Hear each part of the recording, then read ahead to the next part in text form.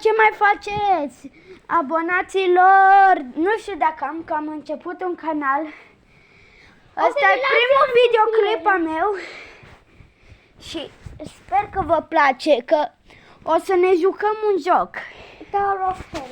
Nu, eu nu mă joc Tower of Hell, ci verișorul meu care e cu mine aici. Dacă vedeți, ăsta e el, îl cheamă Ruben. Da, o să vă Bă, pun. nu! Uite-mi, uite acolo. Deci, dacă vreți un like și un subscribe, vă rog frumos. Oare ce să ne jucăm? Până la 100 de abonați, nu, până la Ce să ne 20 de jucăm? abonați, atâta. Stai mă, am găsit După eu. să continuăm. Că mulțumesc că mi-ați dat like. Haide, Bine. eu să mă joc YouTuber Simulator pentru că e un joc care mie mi-l destul de mult place. Bine, nu mă joc fără. Deci o să ne vedem. Sper că vă place să lăsați un like acolo Eu vreau pe gratis Doar și, stai să ne jucăm dos, și un guys. like Dos. și un subscribe. dos, guys, ok? Dos. Bine, deci, haideți să ne acoperim. Deci ne jucăm. Afară nu se vede așa de mult, dar să intrați că am și eu niște 2-3 shorts-uri, o să vă placă. Postez destul de des, dar acum cu școala e cam greu să postezi. Stai mă, Guys, bă, mergem în patul ăla, încă n-am internet. bă, hai să mergem în camera. Că nu. Ok. Ca să filmăm. Doar că aici o să...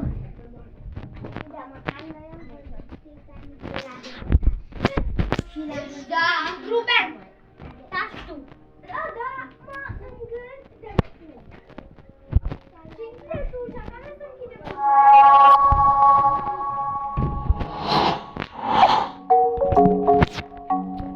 Mai, internetul am.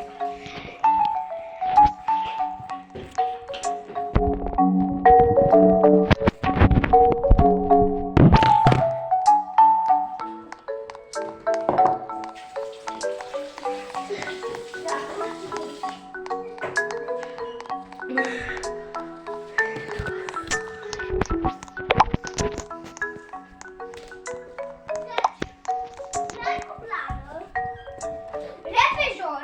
Bă, da, haide aici. Bă, repejor, like plan! Like-ul ăla!